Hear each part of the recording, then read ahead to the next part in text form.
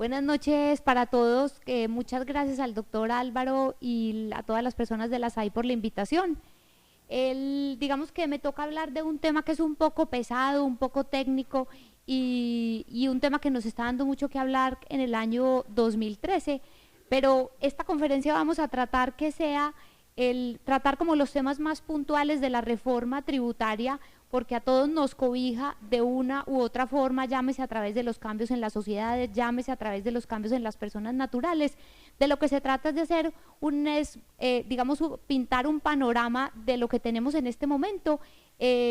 Ojalá pudiéramos resolver las dudas que todos tienen, pero digamos que esta reforma más que nunca sí merece como el estudio particular de cada caso en concreto para sacar las conclusiones. Pensar que vamos a salir expertos, pues no vamos a salir expertos. Que vamos a salir con algunas claridades, yo espero que sí, pero lamentablemente la noticia que les tenemos que dar es que esta reforma volvió mucho más complejo el sistema tributario que teníamos hasta el año pasado.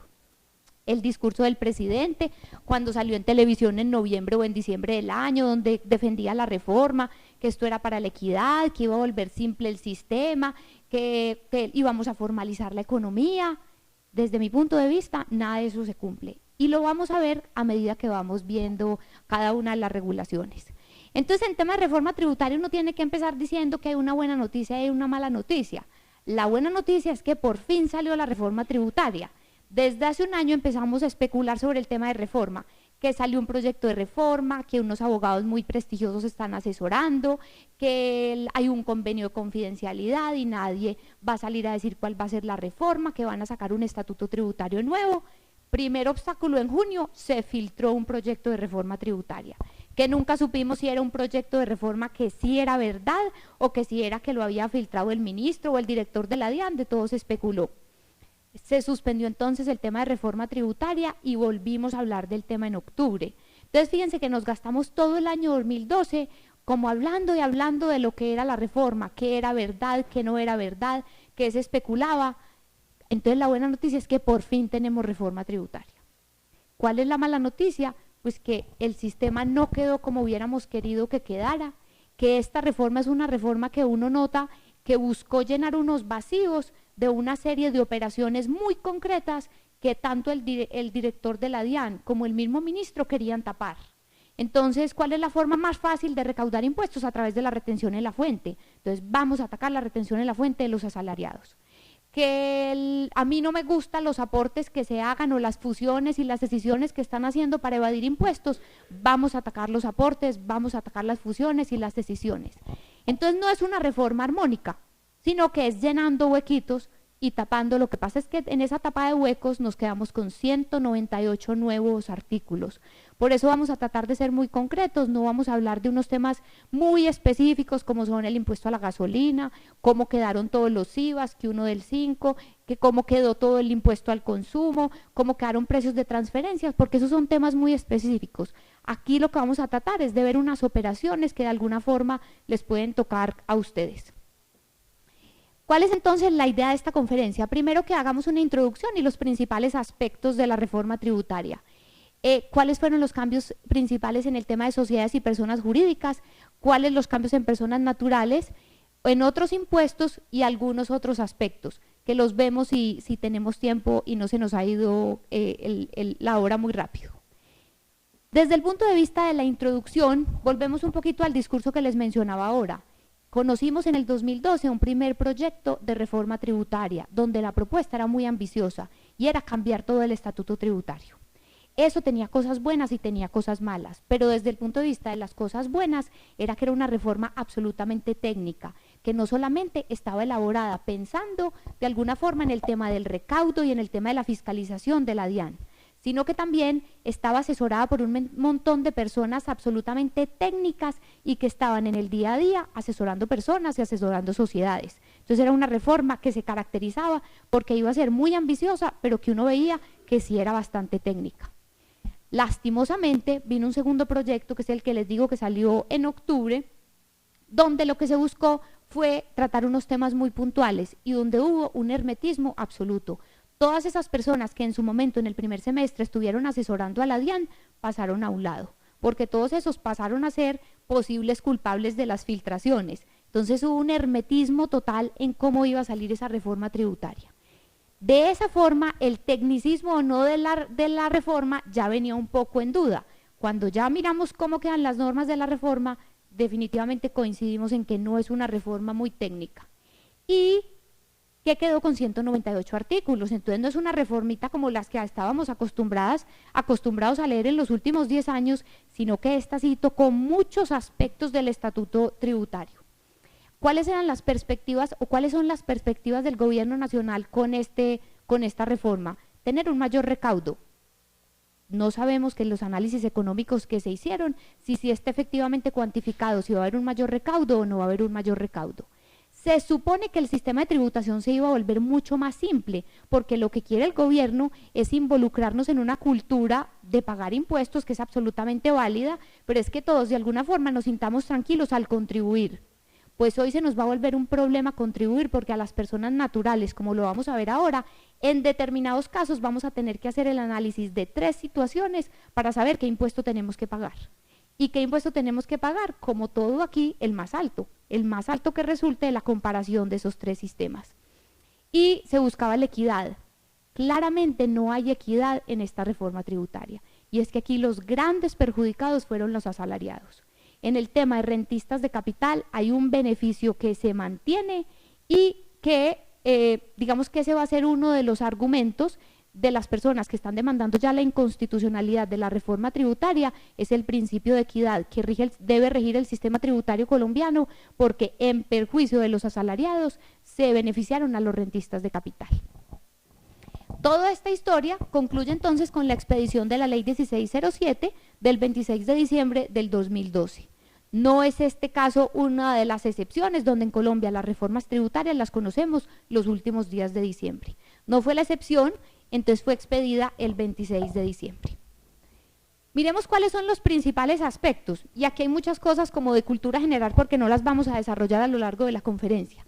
Se crea un nuevo impuesto que es el que se denomina sobre la renta para la equidad o el que se conoce como CREE. Se disminuye la tarifa del impuesto sobre la renta. Ahora lo vamos a ver que no es que se disminuya efectivamente, sino que ahora vamos a pagar 2 impuestos, pero una tarifa muy similar a la que veníamos pagando hasta el año 2012 del 33%. Se crea el NIS para personas naturales. ¿Qué es el NIS? El número de identificación de seguro social. No contentos con que a todos nos hicieron sacar RUTs, con las dificultades que hoy por hoy representa sacar un RUT, nos van a hacer sacar un nuevo sistema de identificación que se llama el NIS. Esto está pendiente por reglamentar y supuestamente en el primer semestre el gobierno lo reglamentará. Esperemos que esa reglamentación sí sea fácil, porque si otra vez toman los mismos requisitos que estamos requiriendo hoy para el RUT, va a ser nuevamente un dolor de cabeza, filas en la DIAN, etcétera. Y cultura evasionista, porque lo único que hace todas esas dificultades es que la gente le tenga temor a la DIAN y le tenga pereza al pago de impuestos. Se limitan las reorganizaciones empresariales. Se introduce en Colombia el concepto de establecimiento permanente, que es un sistema que es tomado de la legislación tributaria internacional y que Colombia estaba un poco rezagado en no tener conceptos que, digamos cuya finalidad fuera que las entidades extranjeras que desarrollen negocios en Colombia paguen impuestos en Colombia. Se introduce el concepto de abuso en materia tributaria, que no existía en nuestro ordenamiento. Se categorizan las personas naturales en empleados y trabajadores por cuenta propia. Se crea el impuesto al consumo, se prevé una amnistía para activos omitidos y pasivos inexistentes y se crea una exención en impuestos sobre la renta para San Andrés y Providencia. Este último tema, por ejemplo, que es la exención para San Andrés y Providencia, no lo vamos a desarrollar. Es un tema absolutamente específico, ni siquiera los mismos habitantes de San Andrés entienden cómo se va a aplicar eso, porque se supone que quienes creen compañías que operen efectivamente en San Andrés van a tener unos beneficios tributarios. En San Andrés, cuando se pregunta por este tema, todo el mundo responde, aquí nadie paga impuestos. Entonces, para nosotros no es una novedad que introduzcan un sistema donde no se pague impuesto y haya una exención. Adicionalmente, no existe hoy por hoy en la isla una estructura o una infraestructura que le da tranquilidad a un inversionista para ir y abrir su negocio en San Andrés sobre texto de un beneficio tributario. Entonces, este es uno de los típicos casos que no vamos a hablar en esa conferencia. El gobierno va a ir reglamentando cómo es esa exención Esto se copió un poquito de una extensión que salió hace 3 años para otros departamentos como Vaupés y la Amazonía, y la práctica ha demostrado que por más que intentemos a través de beneficios tributarios incentivar actividades en determinadas regiones del país, cuando el departamento o en la zona regional donde estamos proveyendo esa actividad todavía no tiene infraestructura, por más cero impuestos que se pague, la zona no se ve beneficiada. Miremos entonces cómo los principales cambios en materias de sociedades y personas jurídicas. El primer cambio que vale la pena resaltar en este tema es que se amplía el concepto de sociedad o entidades nacionales.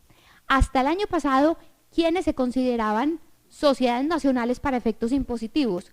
Aquellas que tuvieran el domicilio en Colombia o que su constitución hubiera sido en Colombia. Entonces todos sabemos que cualquier sociedad que se constituyera en Colombia era contribuyente del impuesto sobre la renta, si desarrollaba actividades sujetas a IVA, era responsable de IVA y todas esas obligaciones. Se amplió un poco este concepto y se buscó gravar sociedades o entidades extranjeras que tuvieran presencia en Colombia.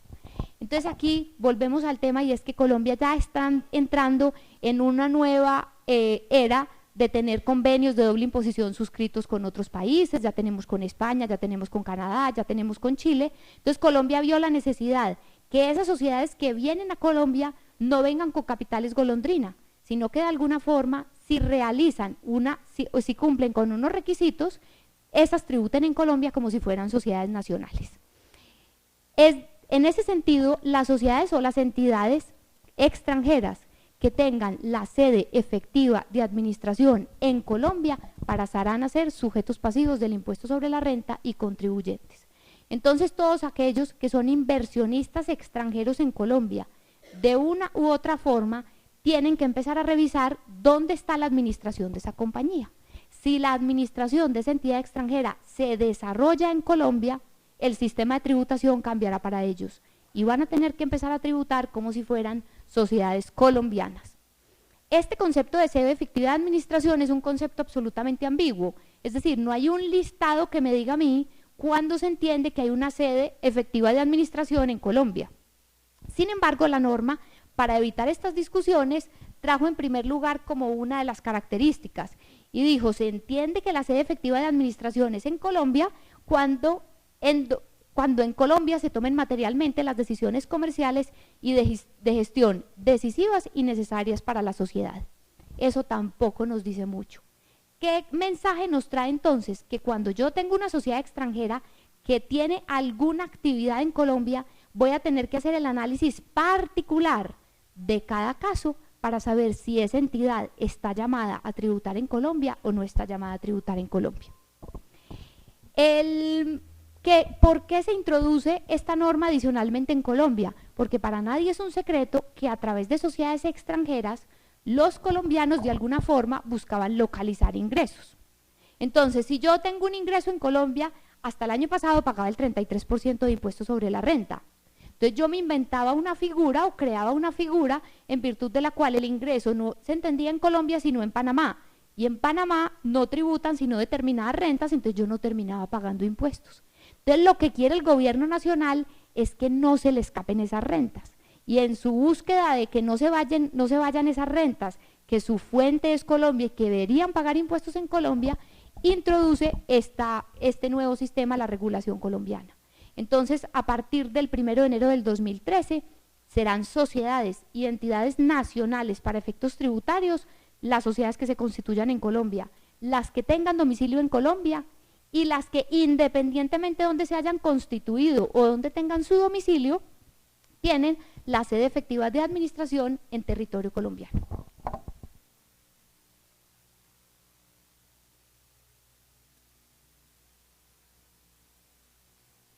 En segundo lugar, se crea el impuesto sobre la renta para la equidad, CREE. ¿Por qué esta es una figura que tenemos que analizar al hablar de los cambios de sociedades y personas jurídicas? Porque este es un impuesto que se aplica para personas jurídicas. Todos han leído en el periódico, digamos, las aspiraciones y la motivación que tiene el gobierno para crear este nuevo impuesto, que es absolutamente revolucionario y novedoso en Colombia. ¿Por qué? Porque la característica especial, y no solamente está en el proyecto de ley, en los motivos que generan o que producen que el gobierno haya presentado ese proyecto de ley, sino cada vez que uno lee el periódico o oye al ministro de Hacienda, es que este es un impuesto que va a tener una destinación específica. Y la destinación específica son para la inversión, para la inversión social, para los trabajadores, y digamos que 3 fines absolutamente claros. Esto, desde el punto de vista de filosofía, es absolutamente válido y admisible. ¿Qué pasa desde el punto de vista de la técnica, desde el punto de vista de la hacienda pública? Que es que los impuestos en Colombia, de acuerdo con la hacienda pública, no tienen una destinación específica. Sino, en Colombia digamos que tenemos 3 clases de gravámenes desde el punto de vista de la teoría: impuestos, tasas y contribuciones. Y los impuestos nunca, por naturaleza y desde el punto de vista legal, tienen una destinación específica. Entonces este impuesto desde la técnica empezó mal, porque si lo primero que nos dicen es que tiene una destinación específica, los impuestos en Colombia no tienen destinaciones específicas. Entonces muy posiblemente conoceremos también que haya un ciudadano colombiano que en contra de este impuesto demande su constitucionalidad. ¿Qué podría pasar? Que la Corte Constitucional efectivamente diga: pues este fundamento está llamado a prosperar porque de verdad el impuesto no debe tener una destinación específica. Lo que pasa es que también hay antecedentes de la Corte Constitucional donde de alguna forma dice, como todos estos fines que tendría el CRE son bienestar social, eso sí puede ser una finalidad que tiene el impuesto. Pero aquellos que están en contra de la reforma ya están planeando sus argumentos diciendo que el CRE es antitécnico porque no debiera tener ese fundamento.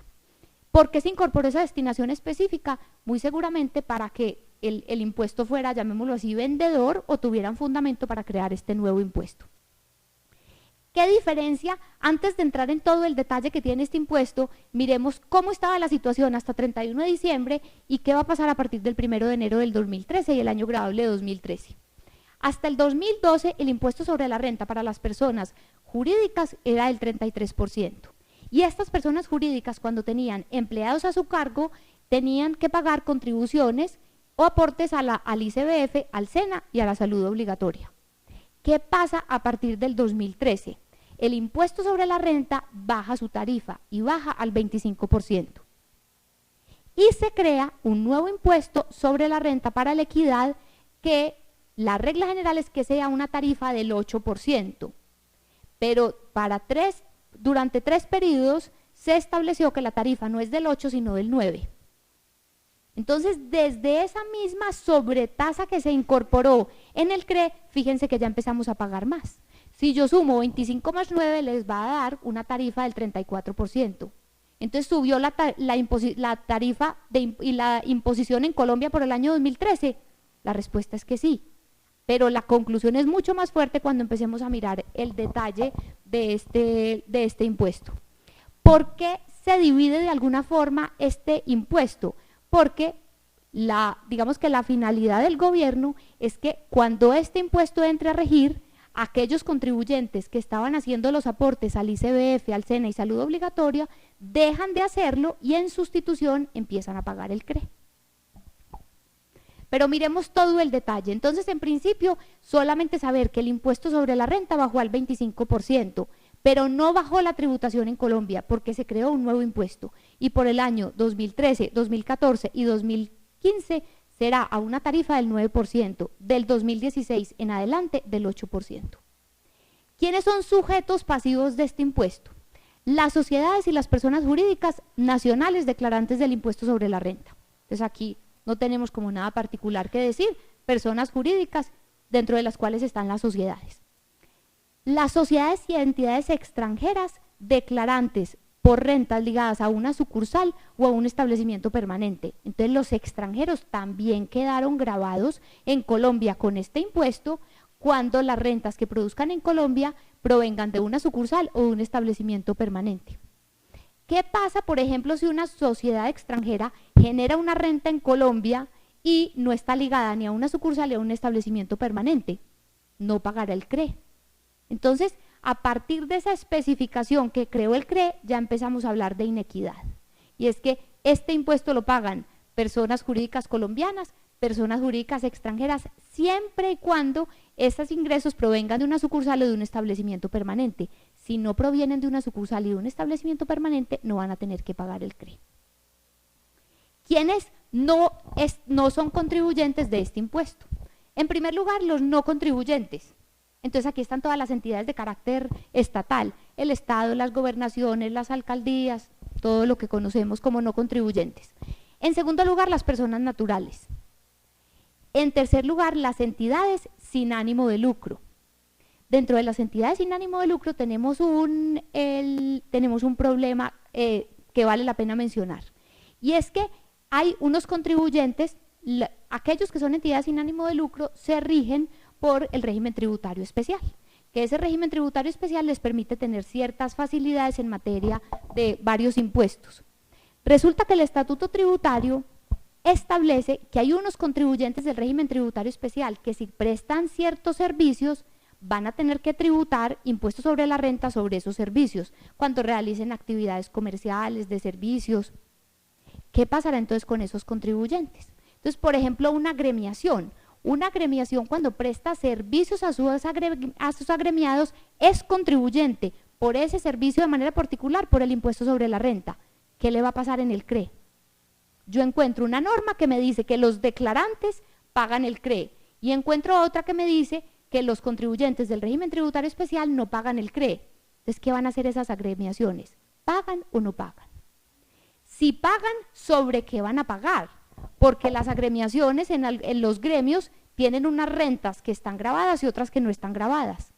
Entonces, hay unos grupos de contribuyentes que quedó en el limbo, porque si se remiten a las normas del estatuto tributario, tienen que declarar.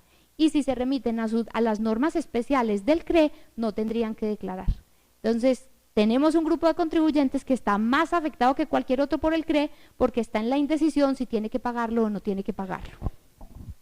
Las zonas francas, constituidas hasta 31 de diciembre del 2012, no tienen que pagar el CRE.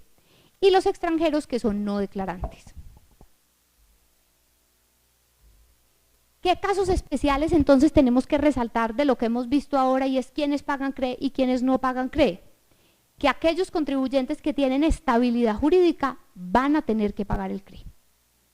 ¿Por qué? Porque este es un nuevo impuesto y la estabilidad jurídica solamente aplica para aquellos contribuyentes que estabilizaron ciertos impuestos que ya estaban vigentes.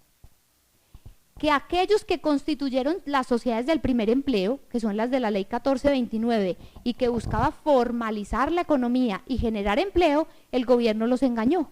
¿Y por qué los engañó? Porque con la ley 1429 les dijo, tranquilos que ustedes no van a pagar por los 2 primeros años impuestos sobre la renta. El tercer año empiezan a pagar el 25%, el 50%, el 75%, empiezan a pagar de a poquito. Aquel contribuyente que constituyó la sociedad de la ley 1429 y que pensaba que, por ejemplo, que en el año 2013 no iba a pagar impuestos, pues amaneció con esta noticia, y es que sí va a tener que pagar el CRE. Entonces va a tener que pagar el 9%. Otro problema, los contribuyentes con pérdidas fiscales o excesos de renta presuntiva. Estos son contribuyentes que tienen, llamémoslo así, unos créditos fiscales, y es que en determinados periodos gravables les fue mal, y como les fue mal, tienen unas pérdidas fiscales o tienen unos excesos de renta presuntiva. Esos contribuyentes les está diciendo este impuesto, ustedes en el impuesto sobre la renta, tranquilos, compensen esas pérdidas, compensen los excesos de renta presuntiva, pero venga y pague el CRE. Entonces son otros que se ven perjudicados porque tenían una expectativa de no tributación, porque tenían unos créditos fiscales o unos beneficios y el CRE se los tumbó. Y van a tener que pagar este año por el 9% y a partir del 2016 por el 8%. ¿Cuál es el hecho generador de este impuesto? Es la obtención de ingresos en el año gravable. Entonces fíjense que esto no es ninguna sorpresa porque se llama impuesto sobre la renta para la equidad. Y todos sabemos que la base del impuesto sobre la renta son los ingresos. La base gravable serán los ingresos brutos y de los ingresos brutos se excluye la ganancia ocasional porque esa tiene un tratamiento privilegiado y es de las cosas buenas que trajo esta reforma tributaria. Cuando nos dicen que es un impuesto sobre la renta para la equidad y que la tarifa es del 9 o del 8%, ¿qué es lo primero que uno piensa? Pues que el gobierno no quería generar mayor tributación en Colombia. Entonces que la forma como yo calculo el CRE debería ser igual a como calculo el impuesto sobre la renta, o eso es lo que leímos en el periódico. Pues cuando nos ponemos a analizar la norma de manera particular, encontramos otra cosa completamente distinta. Y es que el CRE trae su propia depuración. Aquellos que están un poquito familiarizados con el estatuto tributario saben que para depurar la renta, yo tomo todo el procedimiento que me señala el artículo 26, ingresos, menos costos, menos deducciones, calculo comparo con la renta presuntiva, resto rentas exentas, todas esas cosas que trae el artículo 26. Resulta que este impuesto no hace ninguna referencia al artículo 26, sino que dice, para calcular este impuesto, siga el siguiente procedimiento.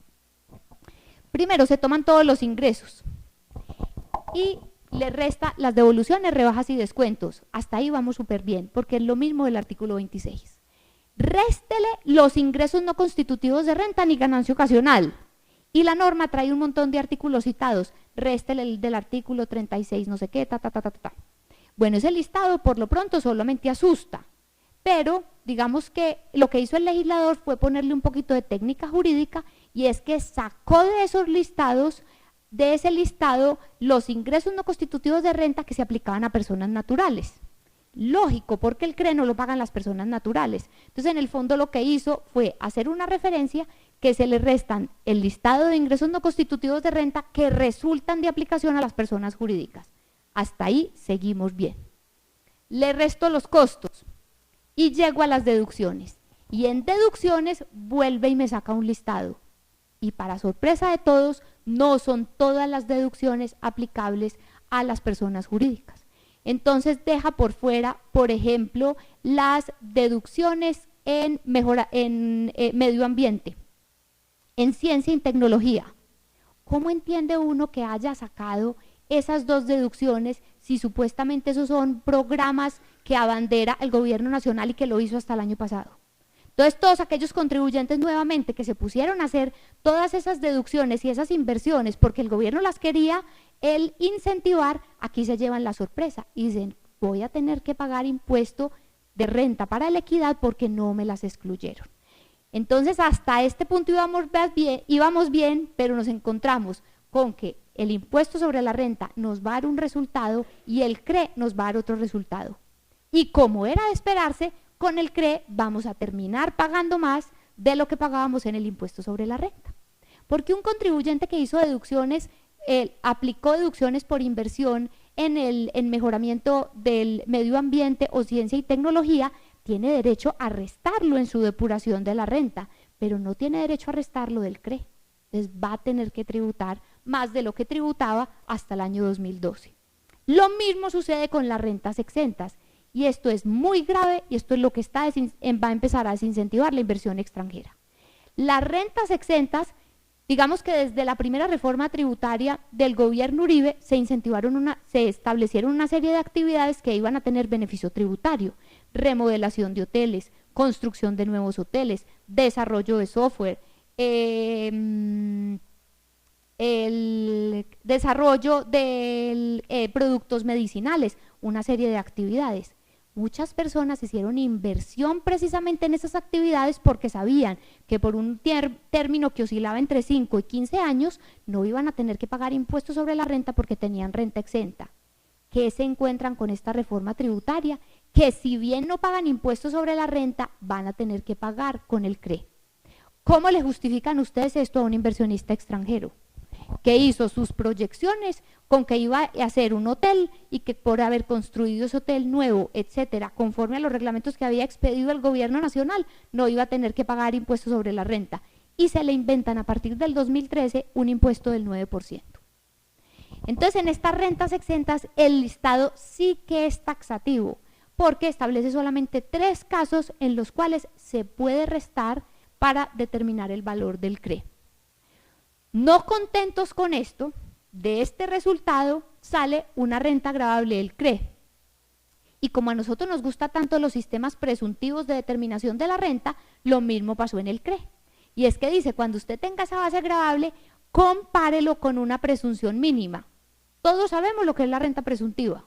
Se inventaron una renta presuntiva también para el CRE. y es que el valor de esa renta gravable no puede ser menor al 3% del patrimonio líquido del año anterior.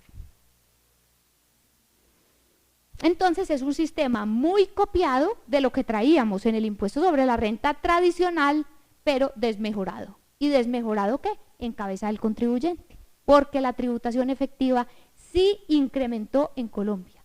Y algunos contribuyentes, por ejemplo, que tienen rentas exentas y tienen una actividad mezclada, porque fíjense, por ejemplo, que en un hotel, aquellos ingresos que yo recibo por la actividad hotelera tienen beneficio tributario en materia de renta exenta, pero no, por ejemplo, si yo entro al hotel, presto servicio de alimentación. Entonces, los contribuyentes tienen unas rentas mezcladas, unas exentas y otras que no son exentas. Un contribuyente de ese perfil, su tarifa de tributación terminará más o menos entre un 38 y un 40%, gracias al CRE. Esto entonces es una muestra de que no se simplificó el sistema colombiano, no solamente no se simplificó, sino que se volvió más inequitativo y la tarifa de tributación efectiva sí incrementó.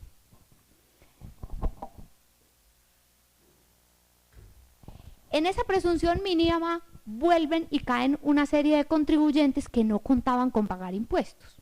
Y son, por ejemplo, nuevamente estas sociedades del primer empleo, que son las de la ley 1429. Esta ley 1429, que les repito, buscaba formalización de la economía, buscaba generación de empleo, le prometió, a través de la ley 1429, se prometió que no se pagaría impuestos sobre, que se pagaría un impuesto sobre la renta progresiva y que no habría renta presuntiva por los primeros 5 años. ¿Qué les pasa a esas sociedades del primer empleo? No solamente sus ingresos van a estar sometidos al CRE, sino que si sus ingresos son chiquitos, sí van a tener que pagar con base en la renta presuntiva. ¿Por qué? Porque este impuesto sobre la renta para la equidad tomó como referencia la misma base que utilizamos para la renta presuntiva, es decir, el 3% del patrimonio líquido del año anterior del contribuyente, pero no se copió del impuesto sobre la renta de quienes estaban excluidos. Entonces aquí quedan incluidas las sociedades en liquidación, las empresas de servicios públicos y unos contribuyentes que tenían beneficio de renta presuntiva por efecto de la actividad que desarrollan. Entonces, esos otros también van a tener que pagar con base en el CRE. Todo esto no lo vendieron bajo la idea que iba a haber una exoneración de aportes para fiscales a favor del SENA, el ICBF y aportes a la salud. Es decir, me dijeron, usted deja de pagar esos aportes y viene y contribuye con este impuesto de CRE. ¿Qué pasa con esa exoneración de aportes? Primero que todo, el tema de la exoneración para el SENA y el ICBF está pendiente de reglamentación y la reforma tributaria dice que la reglamentación debe salir antes de 30 de junio del 2013. Entonces, ¿qué situación tiene hoy un contribuyente? Sigue pagando los aportes para fiscales a favor del SENA y del ICBF y va a tener que pagar el CRE por todo el año 2013. Entonces no es que haya una doble imposición, pero fíjense que si hay una carga impositiva en cabeza del contribuyente muy fuerte, porque no ha recibido ningún alivio en materia de aportes y ya le están cobrando también el CRE. ¿Qué pasa con el aporte de salud? También lo dice expresamente la ley, ese solamente aplica a partir del 1 de enero del 2014. Y adicionalmente, esta exoneración de aportes está limitado solamente a trabajadores que devengan menos de 10 salarios mínimos. Entonces, fíjense lo que le va a pasar a una compañía grande este año, o a una mediana también. Primero, siguió pagando el SENA y el ICBF como si nada hubiera pasado. Paga salud como si nada hubiera pasado. Los trabajadores que ganan más de 10 salarios mínimos les tiene que seguir haciendo los mismos aportes. Y además, paga por todo el año 2013 el CRE. Este es un impuesto que está pendiente de reglamentación, pero al parecer la reglamentación, como está concebida dentro de la reforma tributaria, es que se va a reglamentar en materia de retención en la fuente. Entonces, pensar que la reglamentación va a decir que como hay que ser justos, entonces, y yo tuve que pagar estos aportes por este año, entonces le voy a reducir la tarifa del CRE o le voy a cobrar menos por CRE. Eso no lo puede hacer un decreto reglamentario. Entonces, la ineficiencia del impuesto ya está creado. ¿Qué vaya a decir el decreto reglamentario? Pues esperemos a ver, pero por lo pronto, ese es el panorama gris que tenemos en materia de CRE. Tercer lugar, la tarifa del impuesto sobre la renta. Ya nos anticipamos un poco a este tema, y es que en el caso de las sociedades nacionales y en el caso de las sociedades y entidades extranjeras que generan ingresos en Colombia vinculados a un establecimiento permanente o a una sucursal, tributan a una tarifa del 25%. Y las sociedades y entidades extranjeras que tributen, que tengan rentas, pero que estas no son atribuibles ni a sucursales ni a establecimiento permanente, van a seguir tributando a una tarifa del 33%. ¿Por qué? Porque estos no pagan CRE. En cuarto lugar, otro cambio relevante en materia de sociedades es el tema de la prima en colocación de acciones. ¿Qué tenemos que rescatar con relación a esta prima en colocación de acciones o cuotas? Y es que por fin el Estatuto Tributario materializó una postura que tenía la DIAN desde el año 2003 o 2002. Y es que cuando una sociedad recibe un aporte con prima, eso debiera tener la misma naturaleza que tiene el capital, y es que no debiera estar gravado. Hasta el año pasado teníamos una norma que decía que la prima en colocación de acciones iba a ser un ingreso no constitutivo de renta, es decir, no iba a estar gravado en cabeza de la sociedad que lo recibía, siempre y cuando se contabilizara de una forma, que era una forma absolutamente absurda. Eso ya quedó superado y afortunadamente se dio la claridad que cuando hay un aporte con prima en una compañía, el tratamiento tributario será el mismo del tratamiento de capital. Adicionalmente, estableció una serie de reglas que también la DIAN había ido como evolucionando en la expedición de conceptos y en la expedición de oficios. Y es que aquella persona que aporta con prima, su costo fiscal estará conformado por lo que aportó a capital y lo que aportó a prima. Entonces, en el momento que vaya a vender, ese es su valor de adquisición, y con lo cual comparará el valor de enajenación para saber si tuvo una renta o si tuvo una ganancia ocasional. Trae una cosa muy novedosa, y es que dice el Estatuto Tributario, dice la reforma tributaria, que la prima en colocación de acciones será reembolsable conforme las normas de la ley comercial. Hasta donde sabíamos, la ley comercial habla de cómo se hace una disminución de capital, pero la ley comercial en ninguna parte habla de la prima en colocación de acciones. Entonces no sabemos de dónde sacaron el legislador tributario, de dónde salió de esta reforma tributaria que la devolución de la prima estaba regulada en el establecimiento, en las normas comerciales. Entonces esta es una de estas normas que uno dice, pues ni siquiera nadie se tomó como la delicadeza de ver si en el Código de Comercio estaba regulado este tema o no estaba regulado este tema. Vamos a ver cómo se aplica, porque no hay cómo aplicarlo. Maravilloso que una norma nos diga que la prima se puede devolver y se puede reembolsar, pero es que eso no está regulado dentro de la legislación comercial colombiana. En quinto lugar tenemos el tema de dividendos, y en dividendos hubo un cambio bastante favorable. Acuérdense que en Colombia, digamos que se busca que no haya una tributación en cascada o una doble tributación. Entonces, si la compañía paga impuestos, lo que se busca es que los accionistas al recibirlo no paguen impuestos, sino que como ya tributó una vez, sea desgravado en la cadena que siga hacia abajo. Y esta reforma no fue la excepción para que este régimen se mantuviera. Acuérdense que en diciembre hubo, en esas últimas sesiones del Congreso, había unos congresistas que decían que era mejor, que había que establecer un gravamen a los dividendos. Eso finalmente no salió, y en tema conceptual de dividendos es exactamente igual al que teníamos el año pasado, pero mejorado. Como nos volvimos una legislación tributaria que habla de operaciones con el exterior, esa no es la excepción en tema de dividendos. Y se estableció por la reforma tributaria en materia de definición de dividendos que cuando una sucursal o una compañía extranjera que tiene un establecimiento permanente en Colombia gire utilidades al exterior, eso se considera dividendo, y ese dividendo está llamado a tributar. Ese era un hueco que tenía la legislación colombiana, porque había algunas sucursales en Colombia, sobre todo de actividades hoteleras que tenían rentas exentas, que cuando giraban las utilidades se iban de Colombia cero impuesto. Con esta norma ya no se irán cero impuesto. Esto en materia internacional. Miremos lo normal y lo que le aplica a casi todo el mundo y que conocíamos, y es que hay una norma en el estatuto que define cómo se determina el dividendo no gravado. Es decir, si yo sociedad pagué impuestos, ¿cuánto le puedo distribuir a mis accionistas como no grabado? Es decir, que los accionistas no tengan que pagar impuestos. Hasta el año pasado teníamos que eso se determinaba con base en el siguiente resumen.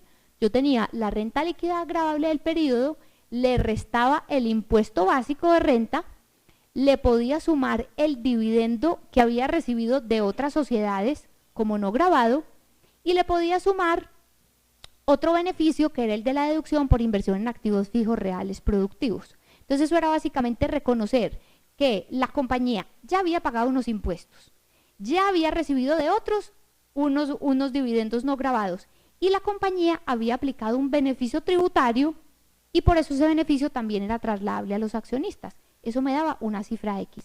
Y ese era el tope en el cual la compañía podía entregar dividendos no gravados. Si distribuía un peso más, ese dividendo había que practicarle retención en la fuente. ¿Qué pasa a partir del 1 del 2013? Y son para utilidades que se generan a partir del 1 del 2013. La tablita creció y ya hay otros conceptos que yo también puedo tener en cuenta para determinar cuándo me van a entregar como no grabado. Y eso es un aporte bastante importante. Tomo la renta líquida del gravable del periodo y le sumo la ganancia ocasional que tuve en el periodo. Antes yo no le sumaba ganancia ocasional. Le resto el impuesto básico que haya pagado de renta y le resto el impuesto de ganancias ocasionales también. Sumo el descuento tributario por impuestos pagados en el exterior. Es reconocer que como ya las compañías colombianas tienen operaciones con el exterior, puede que en ese país ya hayan pagado impuestos. Entonces, si vuelvo y lo someto a tributación en Colombia, habla doble o triple tributación. Le puedo sumar el dividendo no grabado recibido de otras sociedades nacionales, que era lo mismo que teníamos, y además de las sociedades que pertenecen a la CAN. Este era un típico problema que tenían las compañías que tenían inversión en Ecuador y en Perú, y es que no sabían cómo tratar tributariamente los dividendos que recibían de esas sociedades de la CAN, de países ubicados en CAN. Ya quedó resuelto y es que yo también se lo puedo sumar a la fórmula del dividendo no grabado. Y además le puedo sumar otros beneficios fiscales que puedan comunicarse a los asociados. Entonces fíjense que ahora el dividendo no grabado está compuesto por más factores y la susceptibilidad de que a mí me entreguen dividendo libre de impuestos mejoró. Adicionalmente, mejoró en otro sentido. Y es que en Colombia el sistema tributario está absolutamente alejado del sistema contable. Y es que digamos que ahí hay unas ineficiencias en materia contable y fiscal y que no se comunican. Por ejemplo, yo desde el punto de vista de la contabilidad, todos los gastos que tenga en el desarrollo de mi actividad afectan el PIG, pero no todos esos gastos son deducibles. Entonces, en Colombia, ¿qué nos sucede? Que mi resultado contable dice una cifra, que gané 10, pero mi renta es sobre 20. Pago más impuestos en realidad del resultado de la utilidad contable. Y eso se da porque hay unos conceptos que yo puedo tener en cuenta en materia contable, pero que no puedo tener en cuenta en materia fiscal. Consciente de esa ineficiencia que me da el sistema tributario, se incorporó un tema bastante valioso dentro de esta reforma. Y es que cuando yo ya tenga el resultado de ese dividendo no grabado, con la tablita que hablábamos ahora, lo comparo con la utilidad comercial del periodo. Si la utilidad comercial del periodo me da mayor, esa diferencia que existe entre esos dos valores la puedo utilizar dentro de los 5 años siguientes o la puedo utilizar para distribuir utilidades de 2 años hacia atrás. Entonces, de alguna forma, está reconociendo que la ineficiencia hace que las sociedades paguen más impuesto del que debería pagar. Y como pagó más impuesto del que debería pagar, yo este mayor impuesto se lo puedo entregar a los accionistas. Esto es, como les digo, un avance bastante grande y que permite aprovechar de esa ineficiencia que se generaba. En sexto lugar, y en materia de cambios en personas jurídicas, tenemos el tema de aportes a sociedades. Y este tema de aportes a sociedades dio mucho de qué hablar en los últimos 10 años. ¿Por qué? Porque el sistema tributario colombiano no regulaba qué pasaba cuando una persona hacía aportes a una sociedad. Entonces, cuando yo aporto plata a una sociedad, es un tema absolutamente sencillo. Entregué 100 pesos y me entregaron acciones por 100. Pero cuando yo voy a ir a aportar un inmueble y me entregan acciones a cambio, esas acciones ¿cuánto valen? Con esas acciones me enriquecí o me empobrecí o me quedé igual. Entonces ese tema había sido regulado a través de conceptos y de pronunciamientos de la DIAN. Y había de alguna forma un beneficio tributario que me permitía que a través de un aporte yo incrementara el costo de los bienes que estaba aportando. Resulta que con esta reforma tributaria el tema queda plenamente regulado dentro del estatuto. Y el sistema tributario, como la mayoría de sistemas tributarios del mundo, toma una postura. Y es que cuando yo hago un aporte a una sociedad, eso debe ser una operación absolutamente neutra. Y hay una especie de diferimiento. ¿Qué entiendo por eso? Que si yo tengo un inmueble que a mí me valió 100 y que mi costo fiscal es 100, cuando lo aporte a una sociedad, esa sociedad lo recibe por los mismos 100. Y yo lo único que hago es que cambio mi activo. Antes tenía un inmueble, ahora tengo acciones por los mismos 100. ¿Qué día voy a pagar impuesto? El día que yo salga a vender esas acciones. Porque entonces esas acciones las vendo por 500 y las tenía por 100, ese día pago impuesto. ¿O qué día paga impuesto ese inmueble que yo trasladé? El día que la sociedad que lo recibió por 100 va y lo vende por 500. Entonces el tema quedó, llamémoslo así, absolutamente zanjado, no admite ni siquiera otra interpretación, y es decir, cuando hay un aporte de un bien distinto a dinero a una sociedad, lo único que hay es un cambio de activo, pero aquí no hay actualización de valores, ni hay nuevas reglas de depreciación o amortización, es exactamente igual de como usted lo traía. ¿Qué resulta novedoso en esta regulación del aporte en especie? Que como la DIAN le tenía tanto susto a estos aportes en especie, dice, le voy a aplicar este régimen de diferimiento y este régimen de neutralidad fiscal, pero usted me tiene que dejar el tema absolutamente documentado.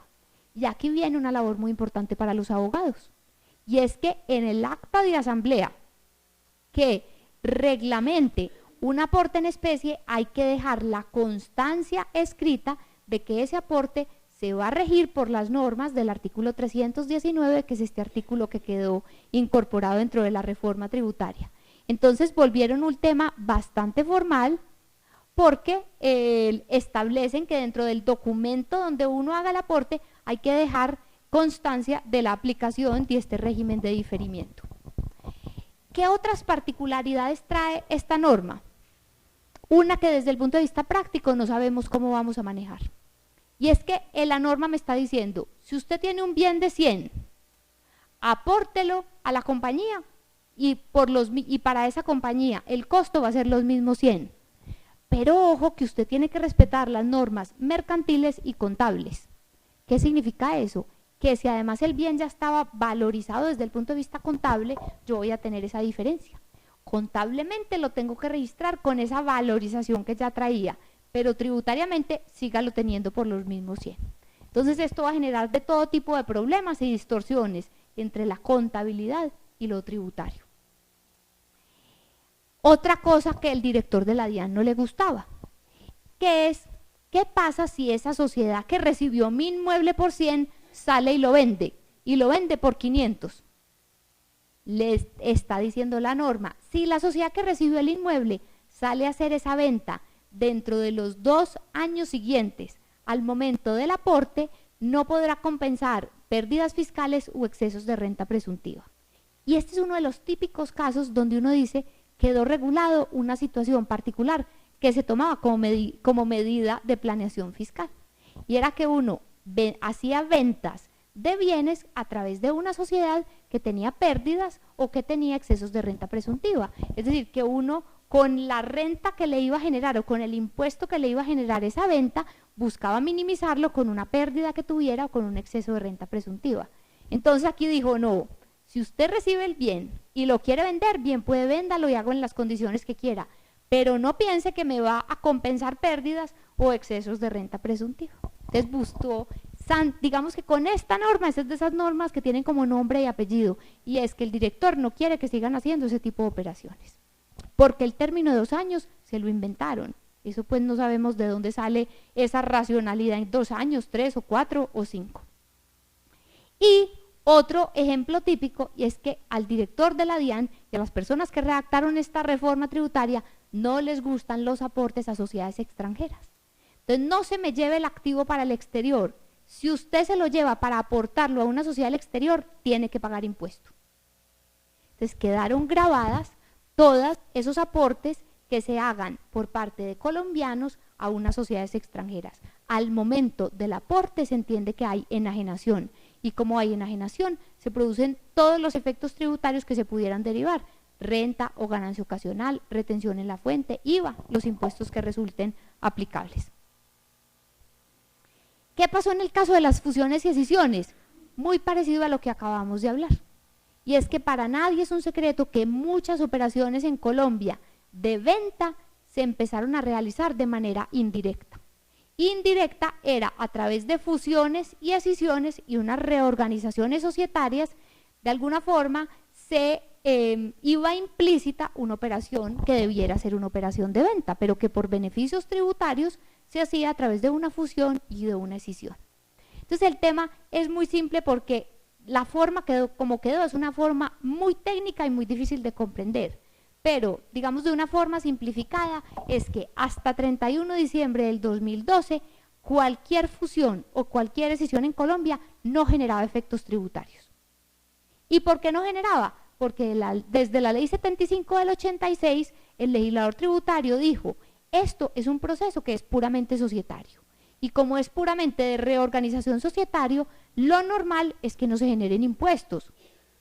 Entonces, como no debieran, para que la gente siga haciendo esas reorganizaciones, no las voy a gravar con ningún tipo de impuestos.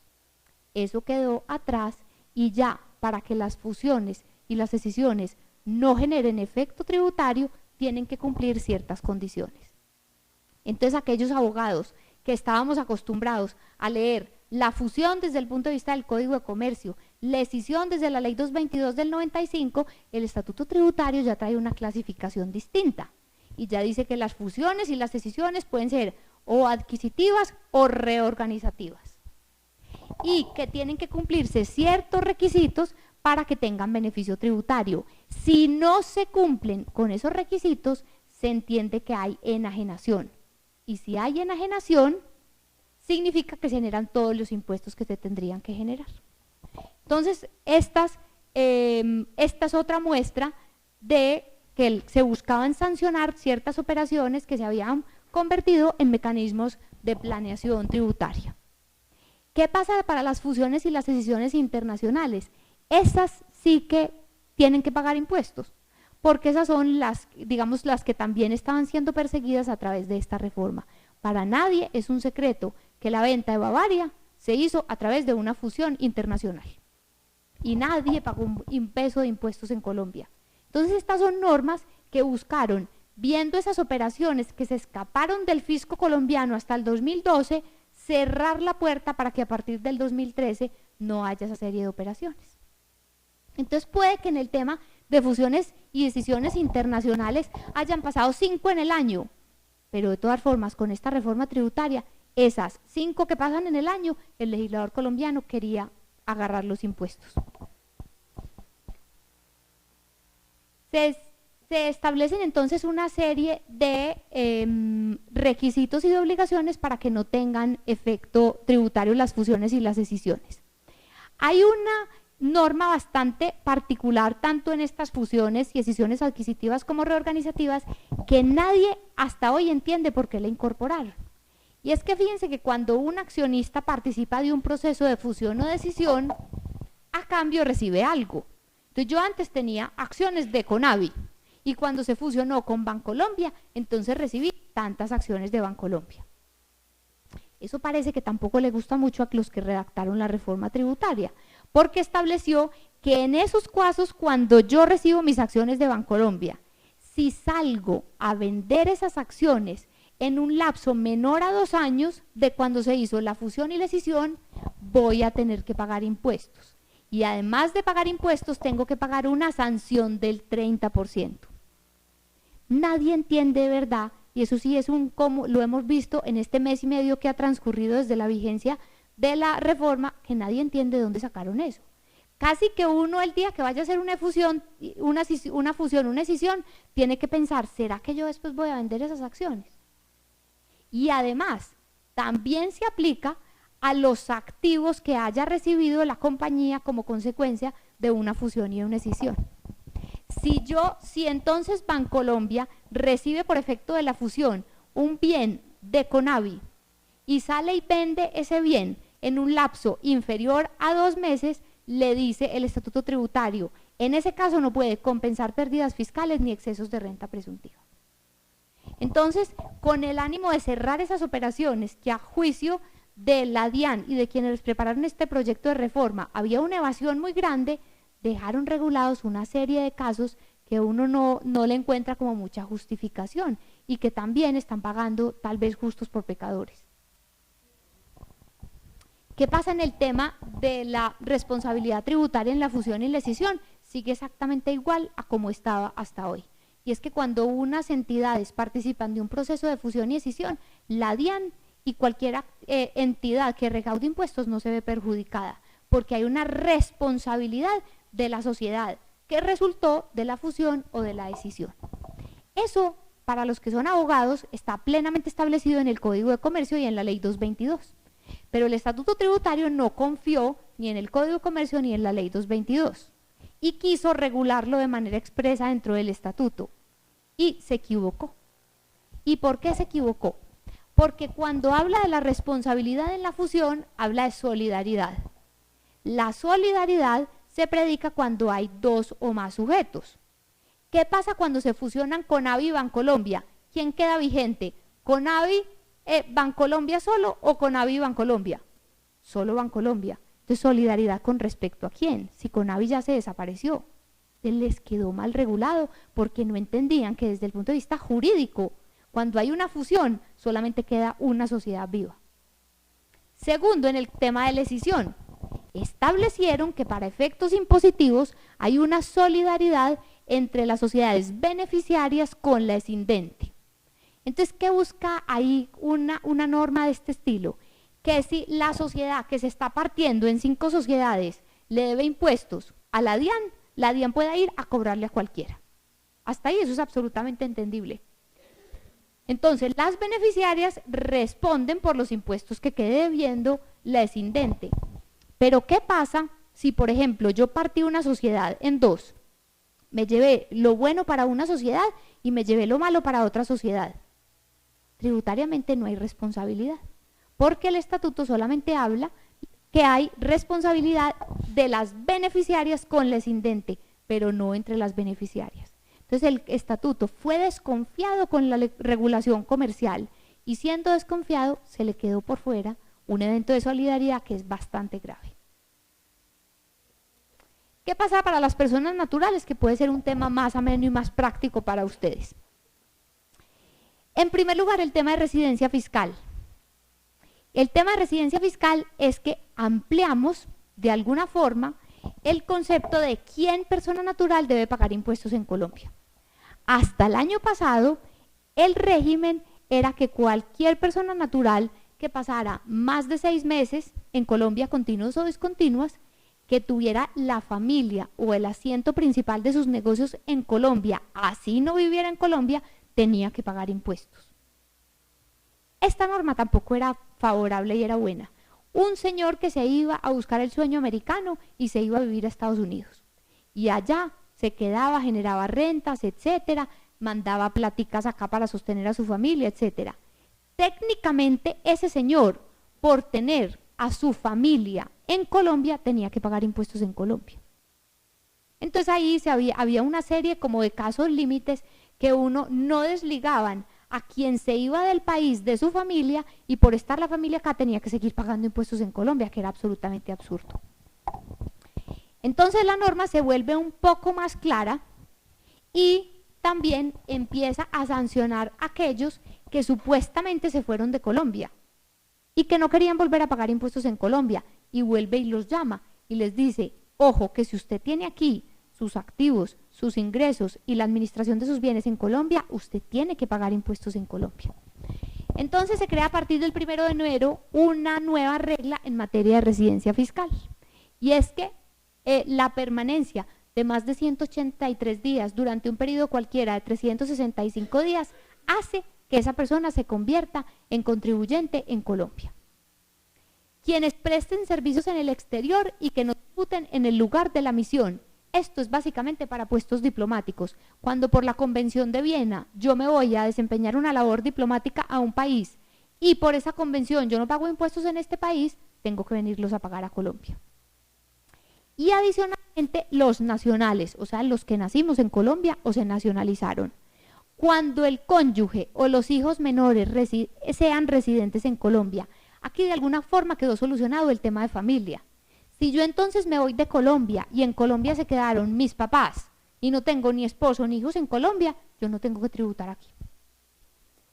Cuando el 50% o más de sus ingresos, activos o administración de bienes esté en Colombia, entonces todos aquellos que por algún motivo, por ejemplo de seguridad, se fueron de Colombia y no pasan los 183 días en Colombia, pero se cumple este supuesto y es que la mayoría de sus ingresos, sus activos y administración de los bienes está en Colombia, están llamados a seguir pagando impuestos en Colombia. Tercero, cuando no se acredite la residencia fiscal en el exterior. Entonces yo digo, no, es que yo me fui a vivir a España, pero no tengo un certificado de la Administración Tributaria Española donde diga que yo soy residente fiscal español, yo tengo que seguir pagando impuestos en Colombia. Y en último lugar, cuando tenga la residencia fiscal en un paraíso fiscal. Estas normas de paraísos fiscales las llevamos oyendo desde el año 2002, desde la ley 788 del 2002, aplicable a partir del 1 de enero del 2003. Resulta que en Colombia no se ha sacado la lista de quiénes son paraísos fiscales. Entonces, hasta tanto no salga la lista de cuáles países se consideran paraísos fiscales para efectos tributarios en Colombia, estas normas no son de aplicación. Pensemos que aquí quede incorporada una jurisdicción, por ejemplo, como Caimán o como Bahamas. Entonces Shakira, que dice que vive en Bahamas, va a tener que pagar impuestos en Colombia. Porque al ser nacional colombiana y tener su residencia fiscal en un paraíso fiscal, ya se va a sancionar desde el punto de vista de impuestos en Colombia. Entonces aquí creció el espectro de contribuyentes personas naturales y muchas que se habían ido y que pensaron que ya no tenían que volver a pagar, volvieron y quedaron inmersas como contribuyentes. Viene el tema más complicado y es que a partir del 2013 las personas naturales desde el punto de vista fiscal están clasificados en dos, en empleados y trabajadores por cuenta propia. Los que no están en esa categoría, llamémoslos otros, pero la regla general es que quedemos inmersos o en la categoría de empleados o en la categoría de trabajador por cuenta propia. Esta clasificación es absolutamente novedosa. ¿Por qué? Porque hasta el año pasado teníamos una cosa que se llamaba los profesionales independientes o los independientes. Esos pueden seguir siendo independientes desde el punto de vista laboral o como lo quiera llamar, práctico, pero desde el punto de vista tributario serán empleados y le aplican todas las normas aplicables a los empleados. ¿Por qué? Hasta el año pasado decíamos en el tema de empleados que se consideraban, la verdad es que no existía una clasificación tributaria, pero uno decía, el empleado es quien tiene una vinculación laboral. Bueno, ya no, ya desde el punto de vista tributario es quien tiene una vinculación laboral, legal o reglamentaria, y ahí quedan incorporadas las profesiones liberales. Entonces el contador, que antes era un profesional independiente, el abogado, el médico, todos esos ya quedaron incorporados en la categoría de empleados. ¿Cuándo se es empleado? Cuando el 80% o más de sus ingresos provengan de servicio personal mediante vinculación laboral, legal o reglamentaria. Por eso les digo que aquí quedaron incorporadas las profesiones liberales o los que conocíamos como independientes. ¿Cuál es la segunda categoría? El trabajador por cuenta propia. Y es cuando el 80% o más de sus ingresos provengan de determinadas actividades económicas. Y determinadas actividades es un listado taxativo que trae la norma del estatuto. Entonces son comercio al por mayor y al por menor, agricultores, son unas 10 o 12 actividades donde si el 80% de los ingresos proviene de ahí, yo soy categorizado como trabajador por cuenta propia. Hay unos que no están ni en la categoría de empleados ni en trabajador por cuenta propia, y son los notarios, que están por fuera. Los por cuenta propia cuando sus ingresos anuales sean superiores a 724 millones de pesos. O aquellos que son por cuenta propia y las actividades económicas no están en ese listado. Y a esto se les aplica el régimen ordinario. Aquí es donde quedaron los rentistas de capital. Un rentista de capital, aquel que vive de sus dividendos, no es ni empleado ni trabajador por cuenta propia, entonces quedó en la categoría de otros. Y quedar en la categoría de otros es el mejor de todos los mundos. ¿Por qué? Porque eso siguen tributando como estábamos acostumbrados. Ingresos menos costos, menos deducciones, rentas exentas, etc. Miremos desde el punto de vista práctico qué es lo que se deriva de esta clasificación. Y es que a partir de ahí el estatuto dijo, si usted es empleado, tributa así. Y si usted es trabajador por cuenta propia, tributa así. Porque los otros, ya vimos, es régimen ordinario, como veníamos igual hasta diciembre. ¿Qué nos pasaba a todos hasta 31 de diciembre del 2012? Tomábamos el artículo 26. Nuevamente, ingresos, menos costos, menos deducciones. Lo comparo con la renta presuntiva, que es el 3% del patrimonio, le resto las rentas exentas y ya veía lo que tenía que pagar. Eso queda a un lado. ¿Qué pasa para los empleados? Primer trabajo que tiene que hacer el empleado, hacer lo que hacía hasta el año pasado. Toma el artículo 26, compara renta presuntiva y le da un resultado. Pero ahí no se le acaba el trabajo, sino que además tiene que calcular una cosa nueva que se llama el impuesto mínimo alternativo o el IMAN, que ya empezamos a oír todas esas abreviaciones desde el año pasado, el IMAN y el IMAS. Entonces este señor empleado tiene que calcular el IMAN. ¿Y el IMAN cómo se calcula? Primero que todo, es obligatorio. Entonces no es que yo escojo entre el IMAN y el régimen ordinario, no. Les anticipo y lo que todos ya se temen, lo que me dé mayor con base en eso es que tengo que pagar. Entonces es obligatorio, pero es alternativo. ¿Por qué alternativo? Porque tengo que tomar el que sea mayor. Lo que me dé el régimen ordinario, compararlo con el IMAN. Y en el 95% de los casos le va a dar que tiene que pagar con el IMAN, porque es con lo que más se paga. ¿Y por qué se paga más con el IMAN? Porque se depura distinto. Entonces por eso les digo que a los pobres empleados lo que les va a tocar hacer es hacer un montón de cálculos para saber cuántos impuestos tienen que pagar. Eso es novedoso para un contribuyente, absolutamente desincentivador. O sea, necesariamente va a tener que conseguir un contador o un amigo que le ayude a hacer la declaración, porque a falta de uno va a tener que hacer un montón de ejercicios para saber cuánto tiene que pagar. ¿Cómo se calcula este IMAN? Tomo los ingresos y le resto un listado de cosas que es mínima. Los dividendos no grabados, entonces si yo tuve algunos dividendos que me repartió Bancolombia, que me repartió Nutresa o que me repartió una compañía familiar, tengo derecho a restarlos. Las indemnizaciones por seguro de daño, las indemnizaciones por incapacidad o maternidad y 3 o 4 cosas de ese estilo que no restan mayor cosa. Y eso me da lo que se llama la renta gravable alternativa. Con esa renta gravable alternativa yo voy a una tabla y la tabla me va a dar un resultado. Ese resultado es el que comparo con mi renta ordinaria y pago el que me dé mayor. ¿Qué es? Aquí se empieza a ver la inequidad del sistema. Y es que ahora cuando pasemos a ver la retención en la fuente, todos estábamos acostumbrados en que en Colombia se promovía el ahorro. ¿Por qué? Porque si yo ahorraba a fondos de pensiones, voluntarios, si yo ahorraba en cuentas AFC, iba a tener un beneficio en retención y en renta. Aquí por lo pronto, como yo del IMAN no puedo restar nada de esas cosas, ni los aportes a la AFC, ni los intereses de vivienda, ni los aportes a fondos voluntarios de pensiones, ni la educación, entonces yo ¿para qué hago esos ahorros? Si a pesar de que los haga me van a cobrar impuestos. Entonces no se resta, simplemente pues vamos dejándolo, no se resta del IMAN todos esos conceptos. Lo único bueno, o lo que pareciera lo único bueno de este, es que no se aplica la renta presuntiva. ¿Pero por qué no se aplica renta presuntiva? Porque me están poniendo a pagar con una presunción que es peor que la renta presuntiva, porque me toman como referencia todos los ingresos. Y para volver el tema un poquito más complicado, dice la reforma tributaria. Si además esa renta agradable alternativa, que fue lo que le dio calculando su imán, es inferior a 125 millones de pesos, usted puede aplicar el IMAS, que el IMAS es el impuesto mínimo alternativo simplificado. El IMAS se supone, todavía no lo conocemos porque va a ser una declaración distinta a la declaración de renta, va a ser una cosa súper simple, casi que yo pongo los ingresos, cuánto es el impuesto, pago y listo. Pero ese sí es optativo. Entonces, ¿qué hace un empleado normal? Calcula su renta ordinaria, calcula su imán, y si es de malas que le dio el imán por debajo de 125, también calcula el IMAS, para saber si entonces paga el imán o paga el IMAS.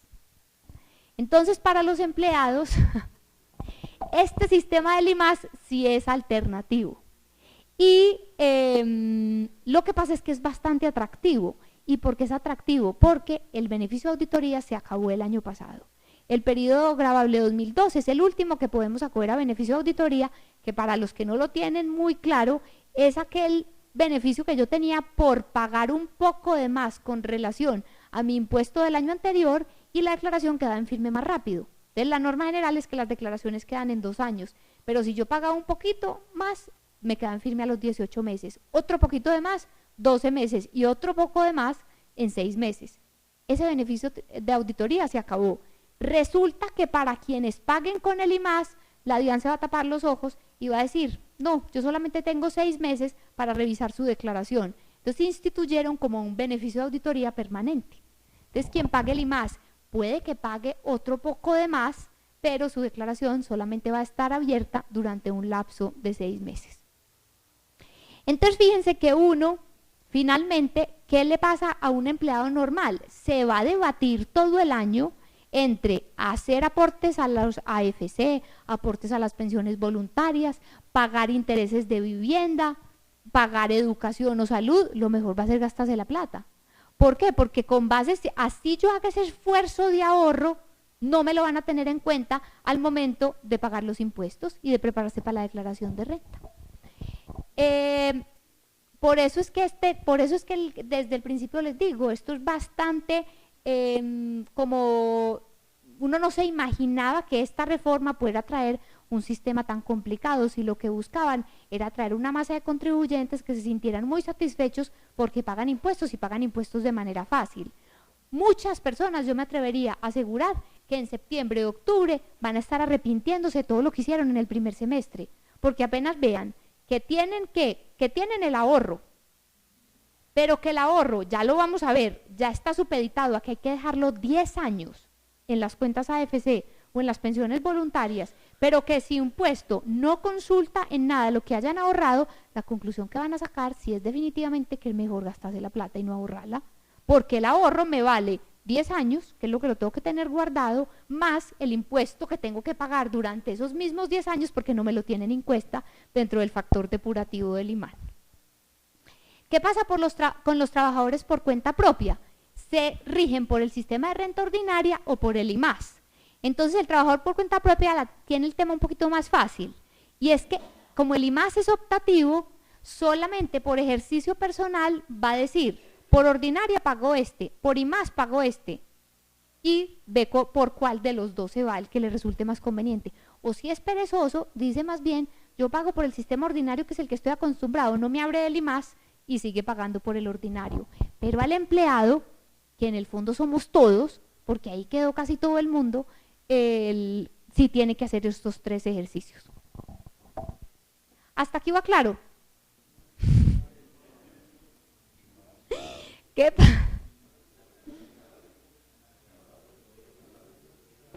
pasa en el tema de retención en la fuente? En el tema de retención en la fuente también hay un cambio básicamente en los siguientes aspectos. Se mantiene una tabla de retención, que era la que consultábamos, que son unas tarifas, unos rangos con unas tarifas del 19, del 23, etcétera. Se modifica la regulación en aportes a cuentas AFC y a pensiones voluntarias. Ya lo vamos a ver cómo se modifica. Se cambia la forma de calcular la renta exenta laboral, otra mala noticia para los empleados. estábamos acostumbrados que el 25% del salario se calculaba como renta exenta dentro de la depuración de la renta. Eso cambia. Porque el factor depurativo, en el nivel en que yo resto, ya es distinto. Se elimina la deducción por educación. Entonces un beneficio que era bastante relevante ya pierde su incentivo desde el punto de vista tributario. Se incorpora la deducción por dependientes, que es bastante novedosa y que ahora vamos a ver que es otro nuevo dolor de cabeza. Y se va a establecer una tarifa mínima de retención a partir del 1 de abril del 2013. Entonces el empleado, además de tener la renta ordinaria, el IMAN, el IMAS, se va a tener que sentar con su empleador a ver cómo va a manejar el tema de la retención en la fuente. ¿Por qué? Porque hay un procedimiento y hay una forma de determinar la retención en la fuente. Pero como los empleados son los que salen más perjudicados con esta reforma, el gobierno no queda tranquilo con ese sistema normal de depurar la base de retención en la fuente, sino que establece una tarifa mínima de retención. Entonces la retención es otro problema que nos va a quejar todo el año. Y es con cuál retención me van a practicar, la que me da por el sistema normal, llamémoslo así, o la retención mínima. Y ese es un problema que tenemos ya, porque es que el primer periodo de retención ya pasó y era enero. Entonces es un problema que se está viendo mucho. ¿Cuáles son los cambios en las cuentas AFC y las pensiones voluntarias? Primero, una cosa que no es nueva, y es que la sumatoria no puede exceder el 30% total del ingreso laboral. Esto ya lo teníamos incorporado y no es mayor problema. Pero aquí viene lo importante, y es que primero, se cambió la naturaleza. Desde el punto de vista tributario y hasta el año pasado, estos conceptos eran ingreso no constitutivo de renta. Ahora son renta exenta y en un momento van a entender que este es un cambio bastante relevante. Y adicionalmente se estableció un tope del beneficio, y es que solamente podrá tomarse hasta 101 millones de pesos con beneficio tributario. Esto desde el punto de vista práctico es otro dolor de cabeza. ¿Por qué? Porque yo le digo a mi empleador, voy a hacer aportes a la AFC y pensiones voluntarias. ¿Y quién me controla cuando llego a los 101? Pues el empleador debiera controlarlo. ¿Por qué? Porque si el empleador practica mal la retención en la fuente, hay una solidaridad. Pero también el empleador dirá, pues eso no es problema mío, eso es problema del empleado. Él me dio una información y con base en esa información es que yo practico la retención en la fuente. Entonces ahí también vamos a empezar a tener problemas.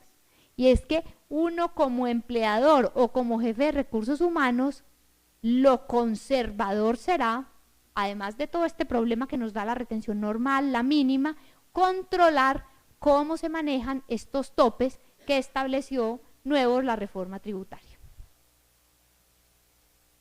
¿Cuál es el tema de dependientes? Se incorpora en Colombia, del modelo anglosajón, una idea, y es que el contribuyente, por fin en Colombia saben que uno tiene que mantenerse, y como se tiene que mantener y mantener la familia, eso debiera tenerse en cuenta al momento de depurar la renta. Y se tiene en cuenta, además de depurar en la renta, se va a tener en cuenta para efectos de la retención en la fuente. Entonces, quienes tienen dependientes van a poder solicitar un factor que les disminuye en el cálculo de la retención en la fuente. Pero no piensen que es nada del otro mundo. ¿Por qué? Porque se establece que el límite es el 10% de los ingresos, sin que exceda de 856.000 pesos mensuales. Adicionalmente, no piensen que el dependiente es cualquiera, sino que hay un listado de dependientes, incluso el decreto reglamentario que ya salió es un más categórico en decir quiénes son independientes y cómo se acredita esa calidad.